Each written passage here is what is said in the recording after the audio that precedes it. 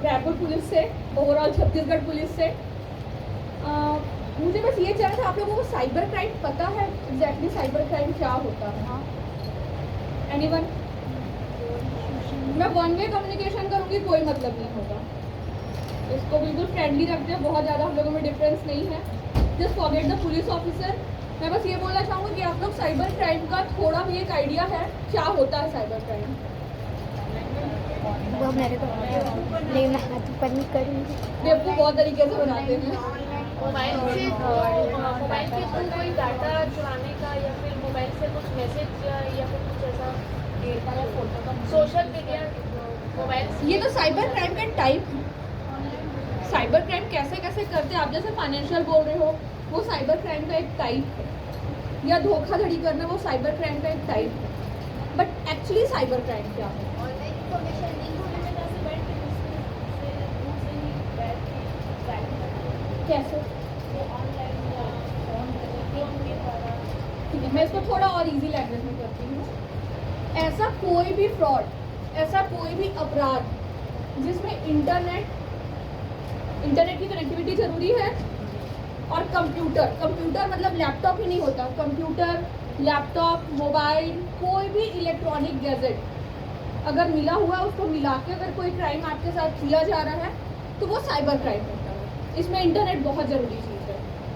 आप जो फाइनेंशियल बोल रहे हो उसमें भी इंटरनेट लगता है, कोई धोखाधड़ी बोल रहा है, कोई फोटो बोल रहा है, हर किसी में साइबर क्राइम में इंटरनेट बहुत ज़्यादा रिक्वायर्ड है। ठीक है, तो ऐसा कोई भी क्राइम जिसमें इंटरनेट और सारे इलेक्ट्रॉनिक गैजेट्स इन्वॉल्व हैं उसको हम साइबर क्राइम की कैटेगरी में लाते हैं। ठीक है, कैसे पता चलेगा? ये वेबसाइट विजिबल हो रही है, प्रॉपर विजिबल है। इसे आप लोग चाहो तो नोट डाउन करके रख सकते हो या फोटो क्लिक करके देख सकते हो। ये एक वेबसाइट है, हैव आई बीन फॉन्ड। इसमें आप लोग अगर ईमेल आईडी यूज़ करते होगे अपना, और आपका ईमेल आईडी अगर कहीं पर डेटा लीक कर रहा है तो वो उसका डिटेल दे देता है। अगर इंटरनेट कनेक्टिविटी है तो मैं यहाँ पर भी दिखाऊँ,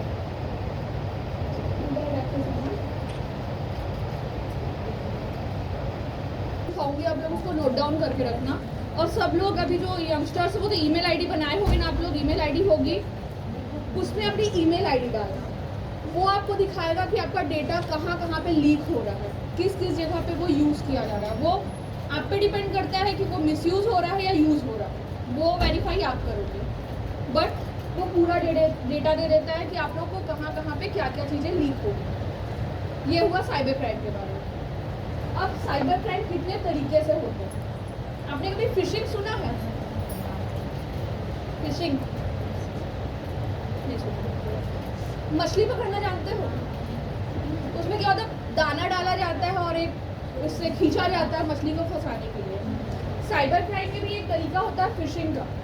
आप लोगों के पास मैसेजेस में आते होंगे कि आपका इतने का ऑफर है, इतने का आपको लॉटरी लगा है, आपको इतने लाख रुपए फॉरवर्ड हो रहे हैं। वो क्या है? ऑनलाइन झांसा डालना ही है। वो लिंक आप क्लिक करोगे, क्रिमिनल के पास आपका एक्सेस चला जाएगा, आप फंस गए जाल में। तो ये एक साइबर क्राइम की तरीका है फिशिंग का। ठीक है, बहुत शॉर्ट में शायद इजी लैंग्वेज समझ आ रहा है। ठीक है, तो ऐसा कोई भी लिंक आपके में आता है क्लिक मत करो अगर किसी स्ट्रेंजर के नंबर से आ रहा है। फर्स्ट। नेक्स्ट होता है साइबर बुलिंग। बुलिंग क्या होता है? किसी को किसी की कमजोरी के बारे में बार बार पिंच करना। जैसे हम लोग दोस्तों को बोल रहे हैं बहुत मोटी है तो बहुत मोटी है, एक बार दो बार हम उसको बहुत इजी वे में बोल रहे हैं। बट जब वही बात हम सोशल मीडिया या इंटरनेट के थ्रू बोलते हैं तो वो दो देख के वो 1000 होता है, 1000 से 1000 होता है, और हमारे लिए वो सिंगल पर्सन के लिए वो मजाक हो सकता है। बट उस बच्चे पे या उस पर्सन पे क्या इफेक्ट पड़ रहा है हम नहीं बोल सकते। जो ट्रोलिंग आज के डेट में बोली जाती है कि बहुत ट्रॉल हो रहा है, तो जो सेलिब्रिटीज़ हैं शायद उस चीज़ को टॉलरेट कर जाते हैं। बट एज अ सिविलियन अगर मैं देखूँ, किसी बच्चे को आप बार बार बोल रहे हो किसी पॉइंट के लिए कि यार तू ऐसा दिखता है, तू ऐसा है, तो वो अपनी एक इमेज क्रिएट करने की, मेरी एक निगेटिव इमेज क्रिएट होगी, शायद डर जाए या कुछ उसके साथ गलत हो जाए। ये होता है साइबर बुलिंग। थर्ड एक क्राइम है आइडेंटिटी थेफ्ट। आइडेंटिटी मतलब पहचान। कभी आप लोग के किसी के साथ ऐसा हुआ है कि आपका फ़ोटो लेके किसी ने अपने डीपी में लगा लिया हो या फेसबुक में लगा लिया हो? नहीं हुआ, मेरे साथ हुआ। हाँ। मैं जब डिपार्टमेंट में नहीं थी, स्कूल कॉलेज में रही होंगी, मेरी फेसबुक से किसी ने फ़ोटो निकाली, उस टाइम मुझे प्राइवेसी का मतलब नहीं पता था। किसी ने मेरी फ़ोटो निकाली, वो अपने प्रोफाइल पे लगा के यूज़ करने लग गया।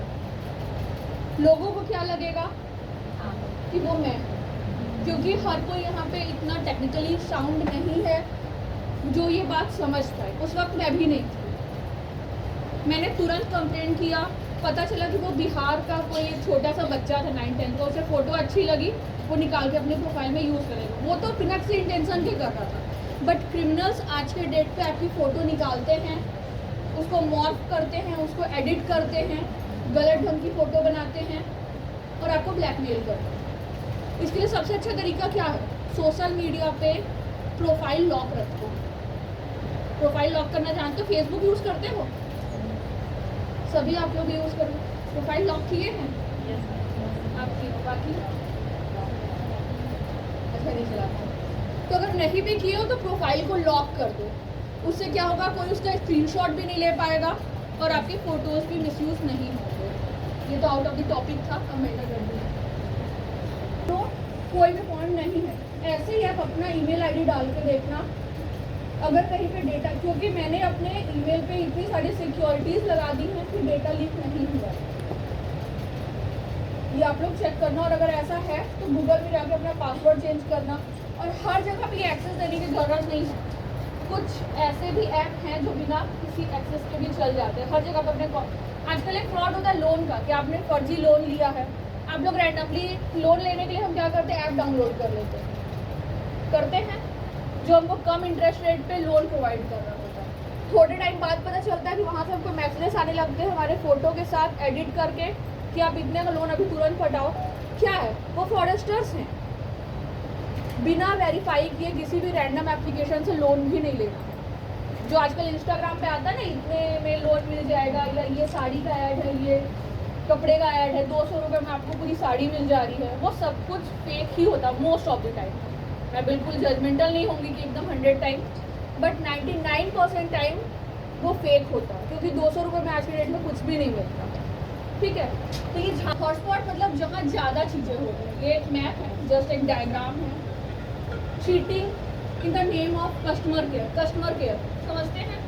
हम लोग क्या करते हैं आज के डेट में, हमारा फ्लिपकार्ट से कोई सामान रिटर्न करना है, हम गूगल पे सर्च करते हैं फ्लिपकार्ट के कस्टमर केयर का नंबर करते हैं, उसमें कोई भी नंबर आता है 1800 से, तो हमको लगता है वो रिलायबल नंबर है। कभी भी गूगल पे भरोसा ऐसा मत करो रैंडम, क्योंकि गूगल पे रेटिंग देना कोई बहुत बड़ी बात नहीं है। अगर मैं आज के डेट में क्रिमिनल हूँ, मैं थोड़े पैसे गूगल को दूंगी, वो मेरा नंबर पहले डिस्प्ले करने लग जाएगा। या मैं अपने रिव्यूज़ बढ़ा लूँगी, ज़्यादा सर्च में अपने नाम को या अपने नंबर को दिखा दूँगी, वो प्रायोरिटी में मेरा नंबर शो करने लग जाएगा।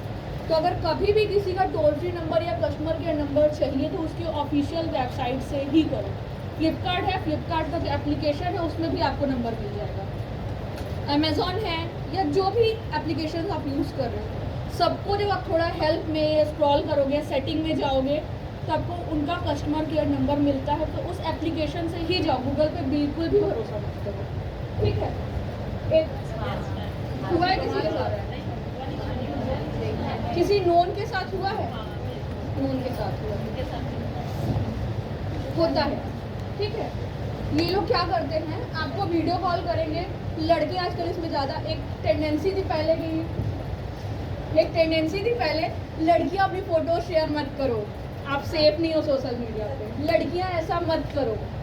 But cyber crime gender specific नहीं है, वो आज 2 साल के बच्चे के साथ हो रहा है तो 80 साल के बुजुर्ग के साथ भी हो रहा है। वो अगर लड़की के साथ हो रहा है तो सिमिलरली लड़के के साथ भी हो रहा है। क्या होता है, लड़कों को फ़ोन करते हैं, लड़कों को या लड़कियों को भी, या जो ज़्यादा एजेड है उनको फ़ोन करेंगे। एक होता है कि उसमें वो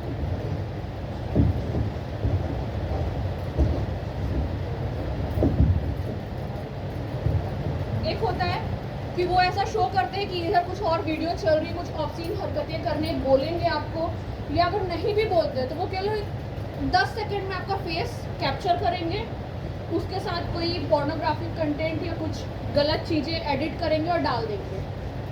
तो इसके लिए कैसे करें? कभी भी किसी अनजान नंबर का कॉल ही मत उठाओ। व्हाट्सएप पे जनरली होता है ये, फेसबुक पे होता है, तो व्हाट्सएप पे सेटिंग होती है, ढूंढोगे या मैं बताऊंगी लास्ट में, ठीक है। उसमें अननोन कॉल को वो डायरेक्ट साइलेंट कर देता है, वो आपको दिखेगा ही नहीं, बस नोटिफिकेशन में दिखेगा कि अननोन कॉल आ रहा है, बट वो रिंग नहीं करेगा कि आप बार बार उठाओ ऐसे। तो अपनी प्राइवेसी अपने को स्ट्रॉन्ग रखना है, ठीक है। सोशल मीडिया लेकिन अब क्रिमिनल्स हमसे एक स्टेप आगे चल रहे हैं, वो उसको फ्रॉड के लिए यूज़ कर रहे हैं। Social media, fake link, OTP के भी फ्रॉड आप लोगों को पता है, आता है कि अपना ओटीपी बता दो।